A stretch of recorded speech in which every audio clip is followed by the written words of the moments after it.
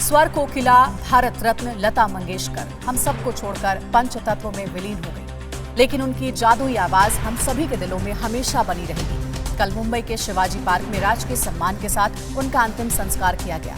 प्रधानमंत्री नरेंद्र मोदी के साथ महाराष्ट्र के मुख्यमंत्री समेत कई बड़ी राजनीतिक हस्तियों के साथ बॉलीवुड के कई मशहूर सितारों ने उन्हें नमन कर अपने श्रद्धा सुमन अर्पित किए। सरहद पार पाकिस्तान के पीएम इमरान खान से लेकर वहां की कई संगीतकारों, गायकों और खेल जगत की हस्तियों ने उनके निधन पर शोक व्यक्त किया है। अपनी जादुई आवाज से देश के साथ दुनिया भर के संगीत प्रेमियों के दिलों पर राज करने वाली लता मंगेशकर की अंतिम विदाई से जुड़ी सभी खबरों के लिए देखते हैं टॉप 9 अलविदा लता दी। स्वर कोकिला और भारत रत्न लता मंगेशकर कल पंचतत्व में विलीन हो गईं। मुंबई के शिवाजी पार्क में पूरे राजकीय सम्मान के साथ उनका अंतिम संस्कार किया गया। भाई हृदयनाथ मंगेशकर ने लता जी को मुखाग्नि दी। अंतिम संस्कार में शामिल होने पहुंचे पीएम मोदी ने पार्थिव शरीर पर पुष्प अर्पित करते हुए उन्हें नमन किया। पीएम मोदी ने कहा, लता दी जिस खालीपन को छोड़ गई हैं, उसे भरना मुश्किल है। लता दी की अंतिम विदाई में उनके दर्शन करने और श्रद्धांजलि देने मुंबई के शिवाजी पार्क में राजनीति, खेल और बॉलीवुड की बड़ी हस्तियां पहुंची। महाराष्ट्र के मुख्यमंत्री उद्धव ठाकरे, एनसीपी प्रमुख शरद पवार, एमएनएस चीफ राज ठाकरे, अभिनेता शाहरुख खान, आमिर खान, रणवीर कपूर, श्रद्धा कपूर, संगीतकार शंकर महादेवन ने लता जी को श्रद्धांजलि दी। तेंदुलकर और शाहरुख ने लता दी के पैर छूकर उन्हें नमन किया। एक भारत रत्न का दूसरे भारत रत्न को भावपूर्ण श्रद्धांजलि। संसद के दोनों सदनों में आज भारत रत्न लता मंगेशकर को श्रद्धांजलि दी जाएगी। उनके सम्मान में संसद के दोनों सदनों को थोड़ी देर के लिए स्थगित भी रखा जा सकता है। सूत्रों के मुताबिक राज्यसभा में सुबह 10 बजे सभापति एम वेंकैया नायडू और लोकसभा में शाम 4 बजे स्पीकर ओम बिरला शोक संदेश पढ़ेंगे। केंद्र सरकार ने लता मंगेशकर के सम्मान में 2 दिनों के राष्ट्रीय शोक का ऐलान किया है।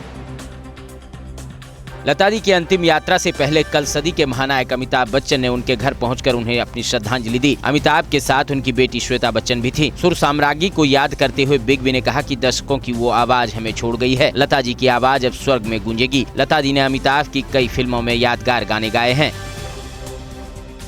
लता दी के जाने से बॉलीवुड शोक में डूबा है। सलमान खान ने लता दी के साथ तस्वीर साझा करते हुए लिखा है कि आपकी आवाज हमेशा हमारे साथ रहेगी। अक्षय कुमार ने लिखा कि मेरी आवाज ही मेरी पहचान है, अगर याद रहे इस आवाज को भला कोई कैसे भुला सकता है। मशहूर संगीतकार ए आर रहमान ने कहा, उनकी खाली जगह को भरा नहीं जा सकता, उनसे संगीत सीखने की ललक कभी खत्म नहीं होनी चाहिए। पाकिस्तान की सबसे बड़ी सूफी गायक आबिदा परवीन ने अपने गानों के जरिए स्वर कोकिला लता मंगेशकर को श्रद्धांजलि दी। पाकिस्तानी मीडिया ने भी लता दी के निधन पर दुख जताया है। पाकिस्तान क्रिकेट टीम के कप्तान बाबर आजम ने उन्हें याद करते हुए लिखा है कि उनकी जादुई आवाज और विरासत दुनिया भर में लाखों लोगों के दिलों में जिंदा रहेगी। पूरी दुनिया में अपने आवाज से संगीत प्रेमियों के मन पर राज करने वाली स्वर कोकिला लता मंगेशकर के निधन की खबर को दुनिया के कई देशों की मीडिया ने प्रमुखता से छापा है। वॉइस ऑफ अमेरिका, फ्रांस 24 और स्ट्रेट टाइम्स में उन्हें नाइटिंगेल ऑफ इंडिया लिखा है। अल जजीरा ने उन्हें मेलोडी क्वीन बताते हुए खबर छापी है। भारत में फ्रांस के राजदूत वॉल्टर जे लिंडेनर ने उनके गाने के बोल लिखते हुए उन्हें नमन किया है। लता मंगेशकर का संगीत करियर 7 दशक से भी ज्यादा लंबा रहा, जिसमें उन्होंने 36 भारतीय भाषाओं में 30,000 से ज्यादा गाने गाए। उन्होंने अपना पहला हिंदी फिल्मी गाना 1949 में आई फिल्म महल के लिए गाया था, जिसके बाद उन्होंने हिंदी फिल्मों में 1000 गाने गाए। स्वर कोकिला के जाने से पूरे देश के साथ दुनिया भर के संगीत और कला प्रेमी गमगीन हैं। ओडिशा के मशहूर सैंड आर्टिस्ट सुदर्शन पटनायक ने रेत पर उनकी कलाकृति बनाकर श्रद्धांजलि दी। उधर असम के माजुली में भी सैंड आर्टिस्ट ने रेत पर लता दी की आकृति बनाकर उन्हें नमन किया, जबकि जम्मू में सीआरपीएफ के जवानों ने लता मंगेशकर की तस्वीर पर फूल अर्पित कर उन्हें श्रद्धांजलि दी। परवाह देश की, सोमवार से शुक्रवार रात 10 बजे TV9 भारतवर्ष पर।